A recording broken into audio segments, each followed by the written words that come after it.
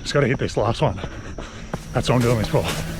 Stop talking, get it freaking done. Let's go.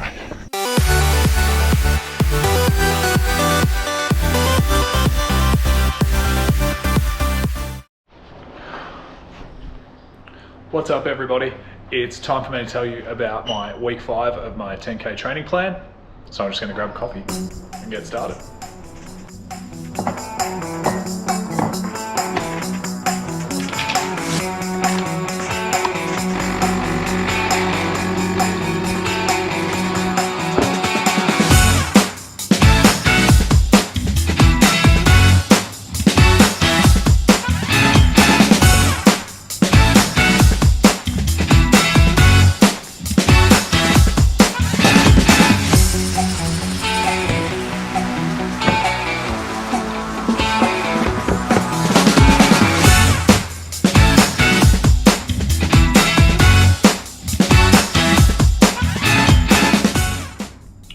Okay, so let's start with Monday.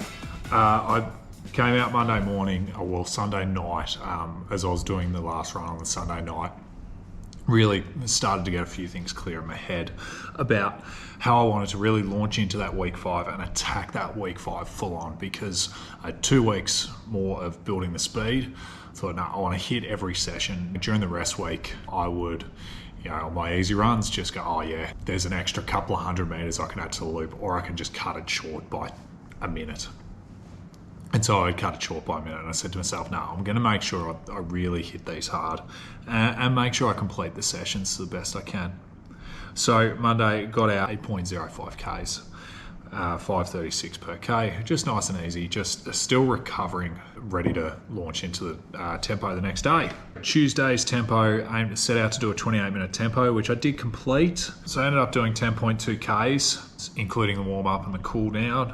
Felt really, really good, really comfortable at that tempo pace, and really, really happy with how it went. If we have a look at my tempo interval, 28 minutes, 6.66 Ks at 4:12 per kilometre. It was really easy to just sit in that zone and get it done, which was nice. Wednesday, my watch says 7.6 Ks, but I do know it was more. There's a big gap in there where I paused the watch to go to the toilet and then forgot to unpause it when I walked out.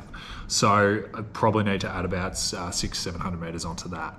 According to this, 7.6 Ks at 5:22 per kilometre. Felt really good, comfortable, easy. Pulled up okay from the tempo the day before. On Thursday, got out Thursday afternoon to do my track session. It consisted of 15 400s. The aim here was to reduce the amount of time I was taking for each interval. So I had been aiming the week before at 90-second 400s.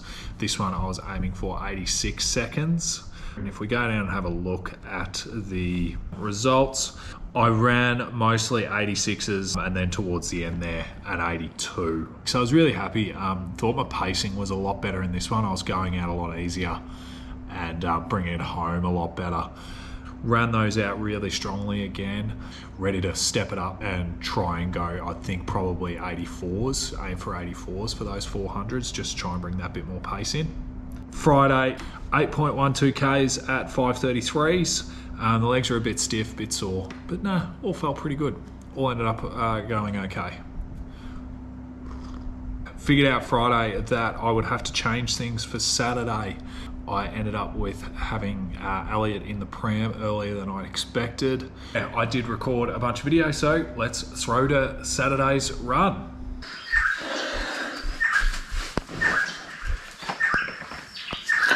Good morning. It's Saturday morning. Right now, I'm going to take Max out for an 8K run. About 45 minutes. This is going to be fun.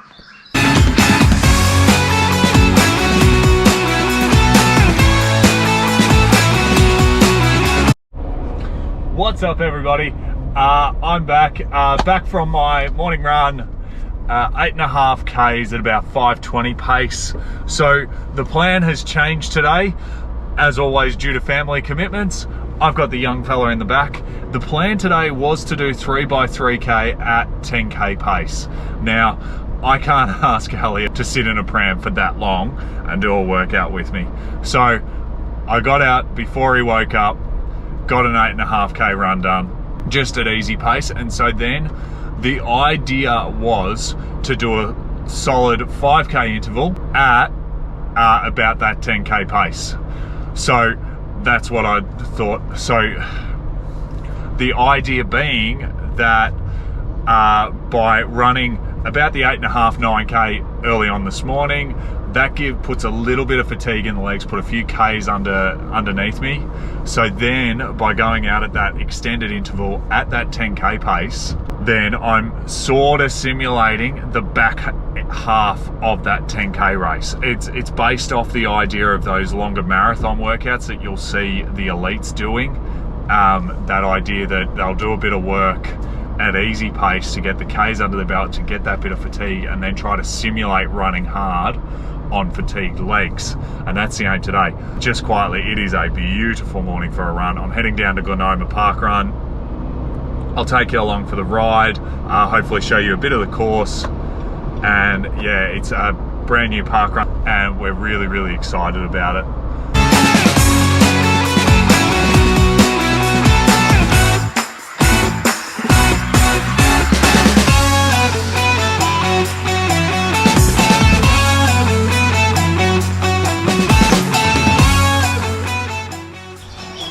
Alright, here we are. We're here. We've had to park in the secondary car park.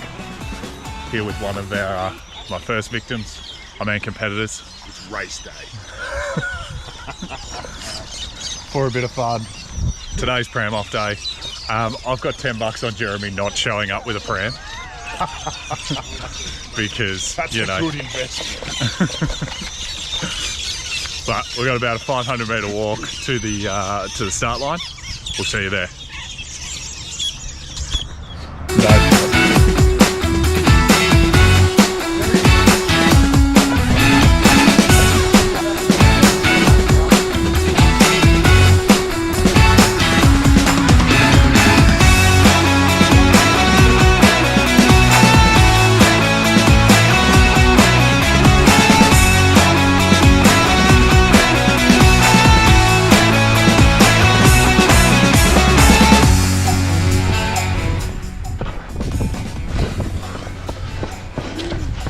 Okay, 1k down, about 4:06. I don't know if there's anyone behind me. Let's see how we go.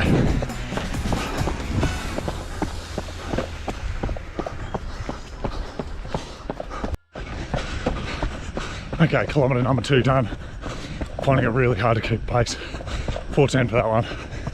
About linear. Legs are sore. Not getting much footage. But we're on. Let's keep going.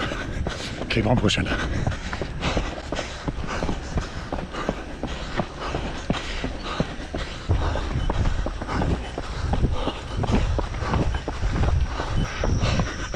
We're inside the last K. This is the hardest here. It's the only spot where the sun hits you. And it's really hot. Just going to do our best to get through. Not quite hitting the paces. Just got to hit this last one. That's what I'm doing this for. Stop talking. Get it friggin' done. Let's go.